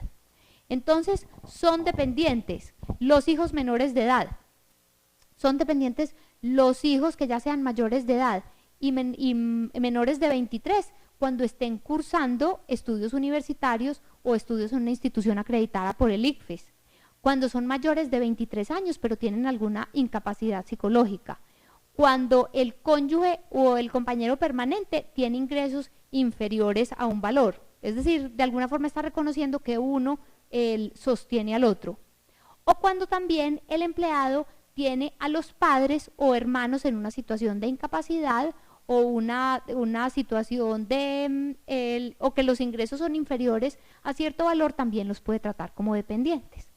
Entonces aquí vuelve y se incorpora el tema de la buena fe del empleado. Y es que yo hoy le digo a mi empleador, yo sostengo a toda mi familia, dedúzcame entonces el 10% con ese límite de 856.000 pesos. La ley 1607 solamente traía una prueba, y era la prueba de la incapacidad física o psicológica. Y es que a través de una certificación de médico a mí me decían como empleador que sostenía a un hermano o a alguien que tenía, o a un hijo mayor que tenía situación de incapacidad.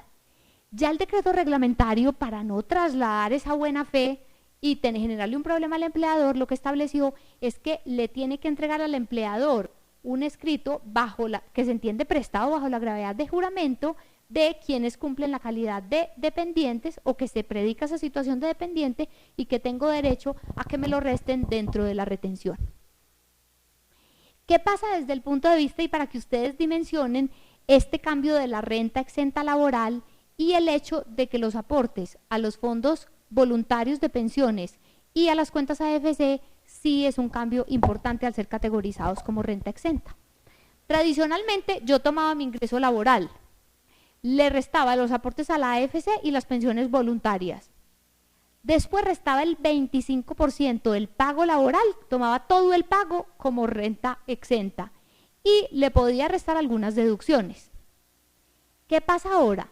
Yo tomo el total de los pagos, le deduzco las deducciones, que ahí están, por ejemplo, el tema de los dependientes. Entonces yo resto lo de mis dependientes. Le resto las rentas exentas, que hoy por hoy son los aportes a las AFC y las pensiones, y al resultado que me dé eso le aplico el 25%. Entonces yo ese 25% ya no se lo aplico al total del ingreso, sino que se lo aplico al ingreso menos las deducciones, menos las otras rentas exentas. Entonces antes yo, si me ganaba 100, podía tratar 25%. Ya si yo tomo 100, pero tengo deducción de dependientes por 10 millones de pesos y tengo además AFC y pensiones por 30, ya se me redujo la base sobre la cual voy a pagar el 25% de la renta exenta. Entonces hay unos que dicen que con la reforma no se cambió en lo absoluto, que el sistema de nómina sigue siendo el mismo. Eso es mentira. Claro que cambió el sistema de nómina, porque la forma de determinar la renta exenta varió sustancialmente porque le cambió la base. Y le cambió la base porque los aportes a la AFC y las pensiones ya quedaron como otras rentas exentas. Entonces hay que analizar nuevamente cada caso en particular. Entonces fíjense que quienes salieron, bueno, ¿y qué les pasa a los rentistas de capital? Nada. El rentista de capital sigue recibiendo sus dividendos, si son no gravados no paga impuestos, no tienen, entonces ya no tienen renta presuntiva, porque la renta presuntiva solamente se le aplica a las sucesiones ilíquidas, no tiene imán, no tiene IMAS. Entonces ahí es donde radica fundamentalmente el argumento que están utilizando algunos para demandar la constitucionalidad de esta reforma tributaria, en que en conjunto, porque no es ni siquiera como en alusión a unos artículos de manera específica, en conjunto es un sistema inequitativo que busca gravar más a los que se categorizan como empleados sobre otros y que beneficiaron a un tipo de contribuyentes. Solamente pongo un ejemplo pues de los rentistas de capital, pero es que es el caso típico. Bueno, para terminar entonces miremos otros impuestos.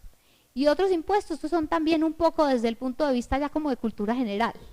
Primero está el impuesto sobre las ventas. En el impuesto sobre las ventas hubo una simplificación de las tarifas, y es que ya solamente tenemos 3 tarifas, del 0, del 5 y del 16. Antes teníamos del 20, del 30, del 35, del 25, entonces se buscó del 10, que era la de arrendamientos y que ha generado mucha discusión. Ahora tenemos estas 3 tarifas. Se establece también una norma especial para el régimen de importación temporal, que es bastante novedosa, y es que los yates que estén en Colombia bajo el régimen de importación temporal, palabras más, palabras menos, les van a dar una amnistía. Y es que si se van para San Andrés y Providencia, no va a tener que pagar IVA ni ningún arancel.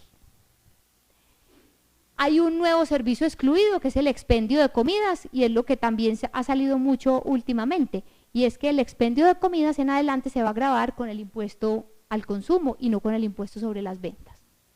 En las fusiones y en las escisiones se conserva el régimen de neutralidad fiscal en el IVA, es decir, si yo hago una fusión o una escisión, como las que le gusta al nuevo estatuto tributario, bajo esas características, tampoco se genera IVA. Eso es muy importante, por ejemplo, cuando se fusionan de verdad compañías del sector real. Entonces yo fusioné Noel con Nacional de Chocolates, me estoy inventando.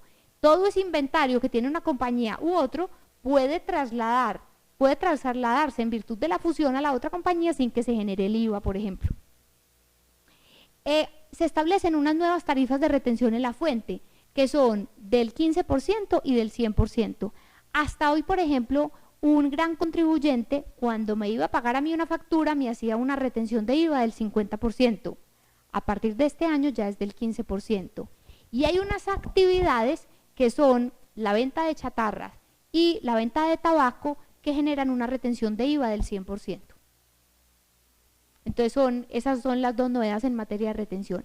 Y otra gran novedad se refiere al periodo gravable. Hasta el año pasado estábamos acostumbrados que el periodo gravable del IVA era bimestral. Entonces cada 2 meses cerraba el periodo y venía la obligación de declarar y de pagar.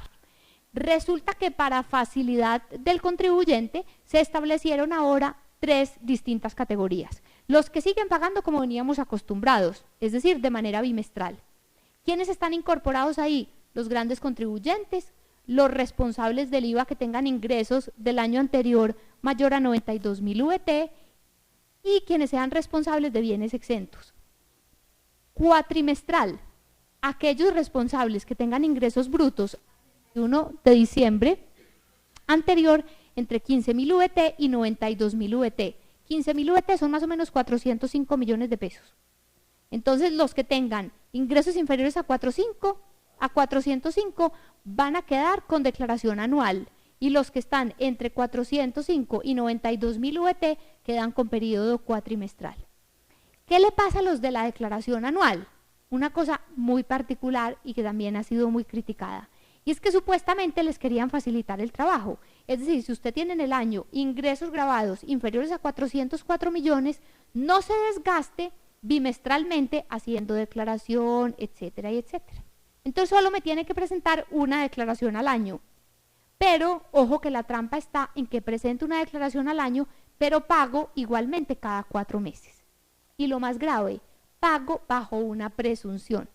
Y es que aquel que tenga ingresos inferiores a esos 404, 405 millones de pesos, tiene que pagar IVA con base en lo que pagó el año anterior. Y después, las devoluciones de IVA, esas se rigen por procedimiento especial. También. Entonces, esos contribuyentes, ¿qué tienen que hacer? Toman como referencia los IVAs pagados en el año anterior.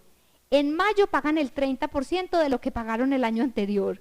En septiembre el 30% de lo del año anterior. Y la diferencia en enero del año siguiente, que es cuando tienen que presentar la declaración definitiva. Y ahí hace el ajuste. Entonces a muchos les puede dar saldo a favor. Porque pagaron más de lo que tenían. Un año que les fue muy mal. A mí me fue muy mal el año pasado. Me fue muy bien el año pasado y este año me va mal. Pues pagué IVAs injustamente, porque pagué con base en lo que había ocurrido el año anterior.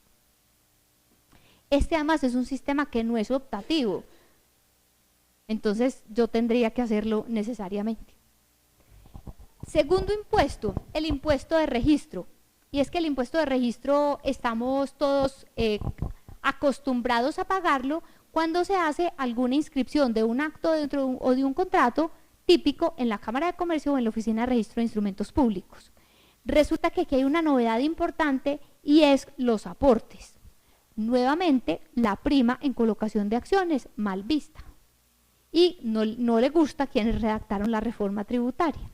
Y como no les gusta, entonces se estableció que el valor incorporado en la prima en colocación de acciones a partir de este año también será base gravable del impuesto de registro. ¿Qué situación tenemos hoy? Ese es un impuesto departamental que la Asamblea lo tiene que reglamentar y tiene que establecer la tarifa. Y la Asamblea Departamental todavía no ha empezado a sesionar, entonces todavía no hay tarifa para aplicar. El impuesto al consumo, lo hablábamos un poquito en conjunto con relación al IVA. En la medida en que se estableció que en los servicios de expendio de comidas no tendrán IVA, se sustituye este hecho generador por el impuesto al consumo, que está dando dolor de cabeza a quienes tienen restaurantes, o cafeterías o bares.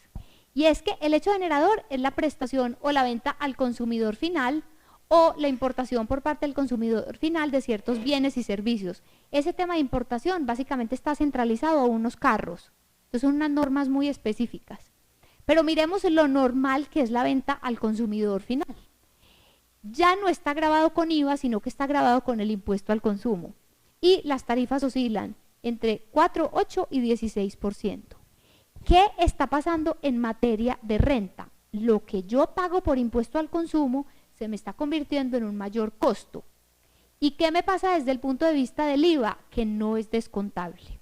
Entonces, quienes tienen la actividad de restaurantes, ¿a qué estaban acostumbrados? A que compraban los bienes con IVA y facturaban IVA y descontaban y cruzaban los IVAs, los cobrados y los pagados. Pues eso se les acabó. ¿Por qué? Porque ahora no pueden, esos IVAs que traían, para ellos se va a convertir en costo. Y ellos lo que hacen es que le cobran a ese consumidor final un impuesto al consumo que no pueden cruzar con los IVAs que pagan en el ejercicio de su actividad.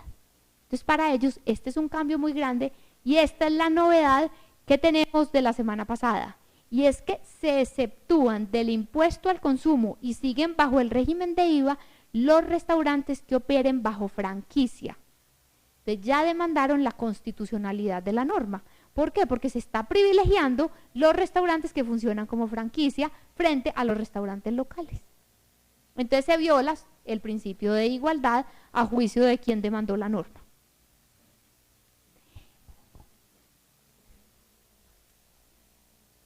¿Qué pasa con las ganancias ocasionales?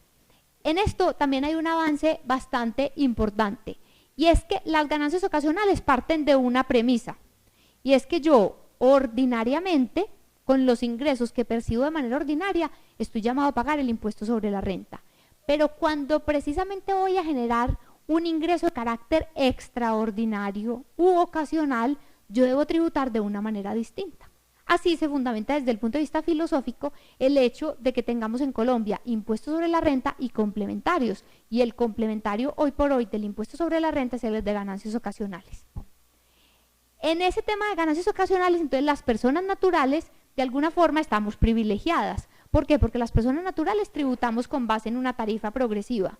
Entonces, si yo en un año, por concepto de salarios, recibo 100 y por una herencia recibo 100, por un lado de renta pago 100 y por otro de ganancias ocasionales pago de 100. Entonces, consulto 2 veces la tarifa que voy a tener que pagar. Entonces, por eso es beneficioso que yo pague de manera separada. Diferente a si yo tengo todo bajo un mismo impuesto, ya la tabla la consulto con base en 200 y si es con 200 consolidados voy a tener que pagar más efectivamente. Entonces, en esa medida es que se justifica la existencia de un sistema tributario distinto. Pero, ¿qué pasa cuando yo miro las ganancias ocasionales en Colombia? Que son poquitas. Entonces, yo tengo la utilidad en la enajenación de activos fijos poseídos por más de 2 años, la utilidad en liquidación de sociedades, las herencias, los legados y las donaciones y los premios, rifas y apuestas. Hasta el año pasado, las 3 primeras para personas naturales tributaban progresivamente, entre más el ingreso, más impuesto, y para las personas jurídicas el 33%. Y los premios, rifas y apuestas tienen solo una tarifa que es del 20%. ¿Qué se dio cuenta el gobierno nacional cuando hizo este análisis de estos 4 supuestos? Primero, que el impuesto de ganancias ocasionales era el que tenía menor recaudo. Al tener menor recaudo, significa que es el que más evade. Y el que más evade, ¿por qué? Porque hacer planeaciones fiscales para estos 3 primeros supuestos es relativamente manejable. Entonces, la idea que tomaron era que preferían sacrificar tarifa, pero aumentar el recaudo por concepto de este impuesto. Entonces, la forma en que quedó establecido es que la ganancia ocasional baja a una tarifa del 10%. y 10% tanto para personas naturales como para personas jurídicas. La de rifas, loterías y apuestas sí sigue estando en un 20%. Entonces, primera gran novedad y primer beneficio, las ganancias ocasionales a partir de este año tributan al 10%. Adicionalmente, se amplía el hecho generador.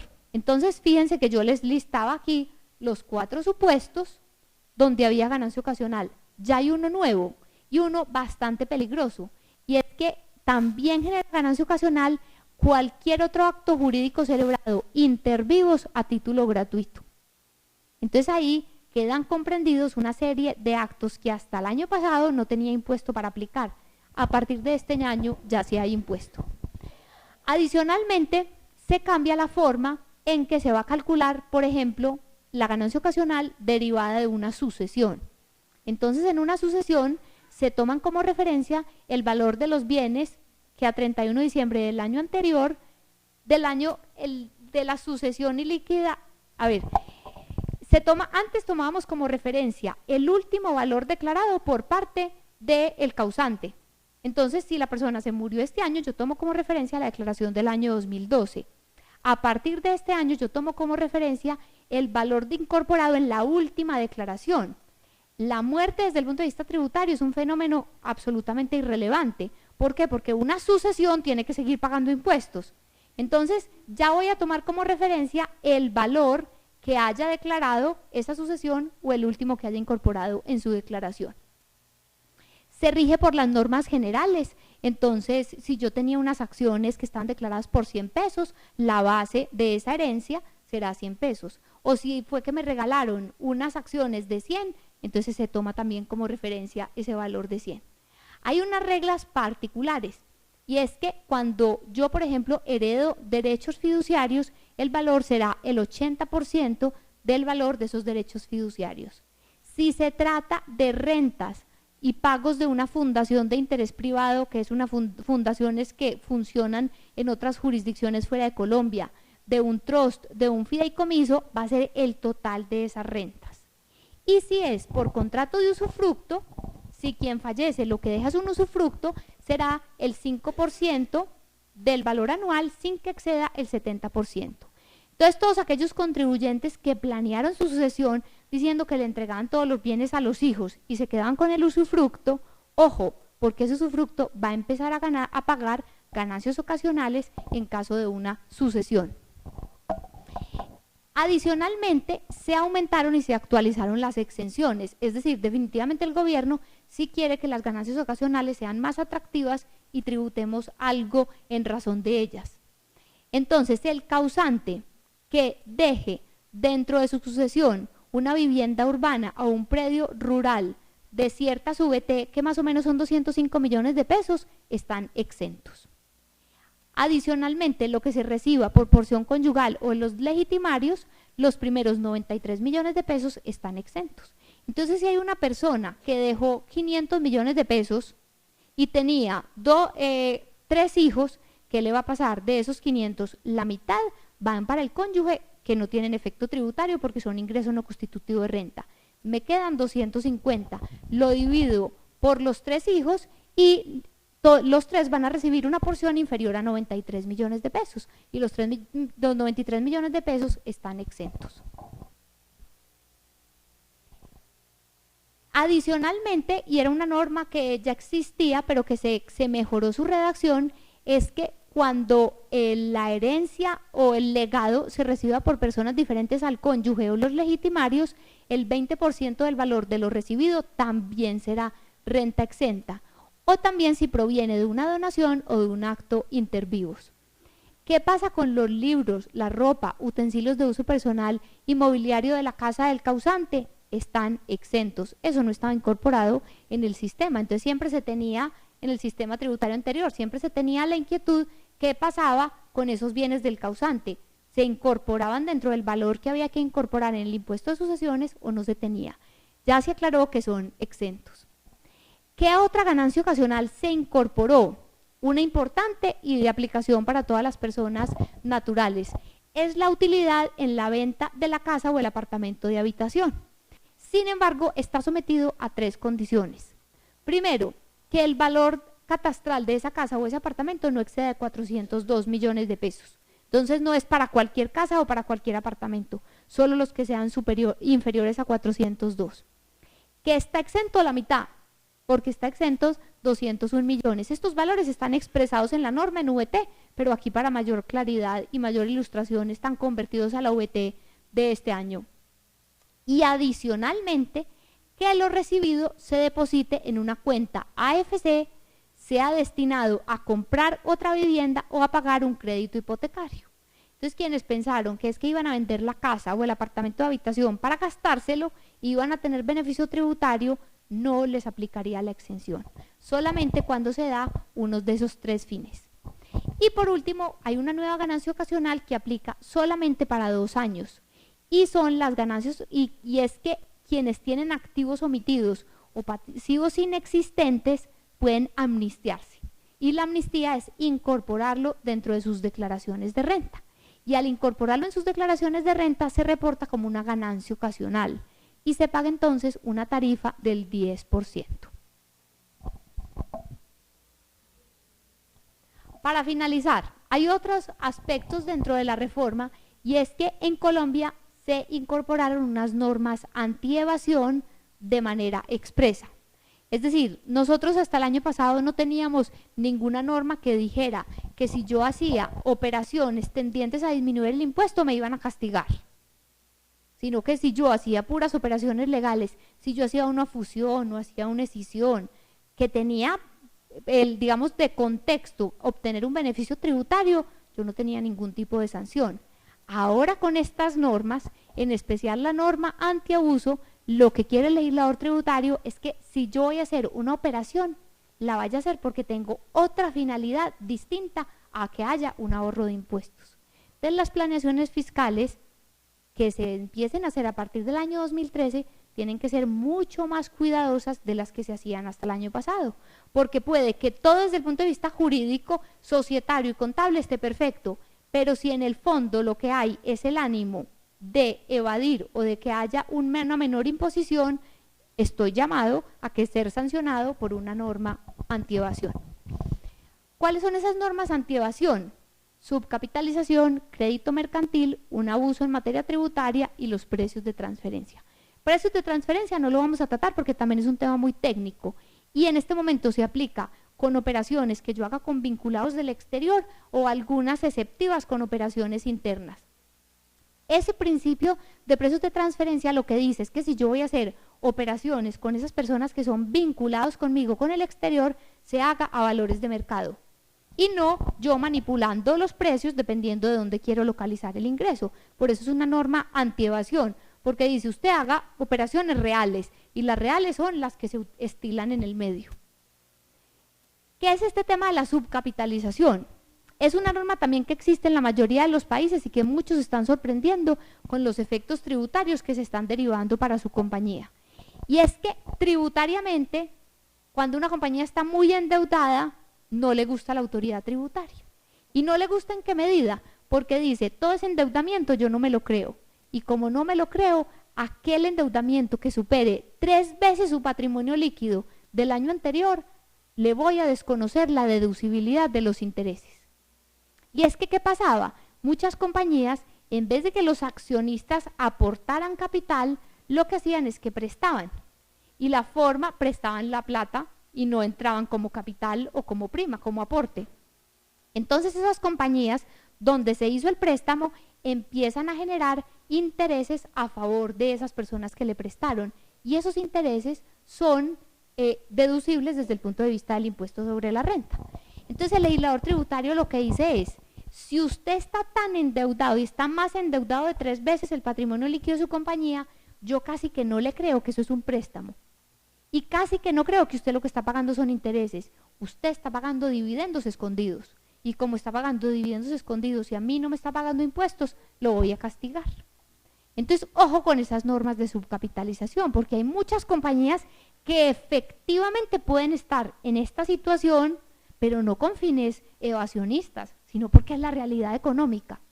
Pues resulta que con esta norma de subcapitalización, estos intereses que se están pagando en exceso de 3 veces el patrimonio líquido con relación al endeudamiento pierden la capacidad de ser deducibles del impuesto sobre la renta. Adicionalmente, esta norma sí quedó muy bien redactada, porque además dice que yo tengo para efectos de calcular esta proporción, tengo que tener en cuenta un promedio. Y es que, ¿qué dijo el legislador tributario? Que sabemos que somos de una conducta evasionista. ¿Qué hace un contribuyente que no quiere pagar renta presuntiva? Los últimos días del año compra acciones y los primeros días del año la vende. De lo mismo no quería que pasara el legislador tributario con el tema de subcapitalización, que un contribuyente todo el año endeudado, el 28 paga y otra vez endeuda en enero. Entonces, por eso estableció que tiene que calcularse con base en promedios. Entonces, ¿cómo calcular? Digamos que hay una regulación un poquito amplia ya diciendo cómo calculo yo ese patrimonio de 3 veces para saber si estoy inmerso en normas de subcapitalización o no subcapitalización. ¿En qué consiste el crédito mercantil? Resulta que cuando se adquieren acciones por encima de su valor intrínseco, la compañía que compra puede registrar lo que se llama el crédito mercantil, que el crédito mercantil es la diferencia de lo que pagó contra el valor del patrimonio de una sociedad. Eso es amortizable, era amortizable hasta el año pasado desde el punto de vista tributario. Este año esa amortización ya quedó limitada. Y es que acuérdese que la amortización es una deducción, y si es deducción significa que yo pago menos impuesto. Entonces el legislador ese crédito mercantil ya lo empezó a mirar de alguna forma también con malos ojos y dice ese crédito mercantil solamente será amortizable bajo ciertas condiciones. Pero a mí no me diga que usted compró una compañía por 1.000 que en libros valía 100 y al otro año ya empezó a amortizar el crédito porque la compañía va mal. Eso desde el punto de vista tributario no es admisible. Y en último lugar, en tema de abuso en materia tributaria, como les anticipaba, es que se va a sancionar en Colombia cuando yo altero efectos tributarios artificiosamente. Y artificiosamente es que yo vendí unas acciones que me habían... Si yo voy a vender unas acciones, la operación propia que se tiene que hacer es una compra-venta. Las tengo por 100 y las vendo por 1.000. Pero yo a través de otros medios, haciendo un aporte, haciendo una fusión, haciendo una escisión, puedo llegar al mismo fin sin pagar impuestos, o podría llegar al mismo fin sin pagar impuestos. Lo que quiere esta norma es de verdad que las operaciones se cumpla un principio que es el de fondo sobre la forma, y es que independientemente de yo como lo documente desde el punto de vista legal o contable, si eso estaba llamado a pagar impuestos, tiene que pagar impuestos. Esta norma de abuso en materia tributaria habla como de 5 supuestos en los cuales se entiende que hay abuso y si uno cumple 3, ya lo sancionan. Entonces hay que tener mucho cuidado en las planeaciones tributarias que se van a hacer, que no se vayan a cumplir más de esos 3 supuestos para no verse sancionados en materia de abuso tributario. Para finalizar, vale la pena resaltar que la tasa de interés moratorio, estábamos acostumbrados a que era una tasa que fijaba la DIAN. A partir del año pasado ya es la tasa de usura de la Superintendencia Financiera, entonces no vamos, antes cada 6 meses la DIAN expedía su propia tasa del interés moratorio, ya nos vamos a remitir a la usura de la Superintendencia Financiera. Y por último, los contratos de estabilidad jurídica y tributaria desaparecen del sistema. Entonces aquellos que ya tienen estabilizadas sus condiciones tributarias, bienvenidas son y se siguen aplicando en el término que los hayan pactado. Pero ya no se admiten nuevos contratos de estabilidad tributaria. El gobierno se dio cuenta que era un pésimo negocio. Hasta aquí entonces el tema de la reforma. Como ven, pues no salimos expertos. Espero haber resuelto algunas inquietudes, o si no he resuelto inquietudes, por lo menos ya que tengan la conciencia de que el sistema tributario se nos complicó.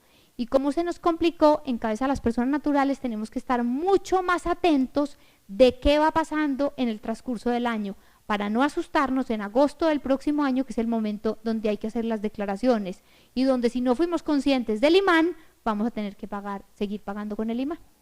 Muchas gracias.